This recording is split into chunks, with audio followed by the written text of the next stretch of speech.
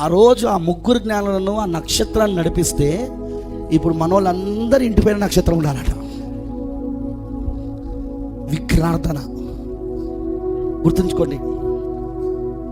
Muslims చంద్రుణ్ణి ఆరాధిస్తారు, తెలుసు కదా. వాళ్ళ ఈద్, వాళ్ళ రంజాన్ చంద్రుడి పైన ఆధారపడి ఉంటుంది.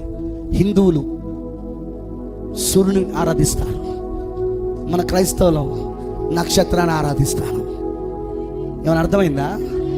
ముస్లింలు చంద్రుణ్ణి, హిందువులు సూర్యుణ్ణి, క్రైస్తవుడు అంతే. చిత్రమైన విషయం ఒకటి చెప్పాలా? అసలు నక్షత్రం ఇంటిపైన ఉన్నాడు కాదు, నువ్వు నక్షత్రమై ఉన్నావు. మీరు లోకానికి వెలుగై ఉన్నారు. ఏసన్నా, నేను లోకానికి వెలుగై ఉన్నా, మీరు లోకానికి వెలుగై ఉన్నారు. చీకట్లో ప్రకాశించాల్సింది మీరు.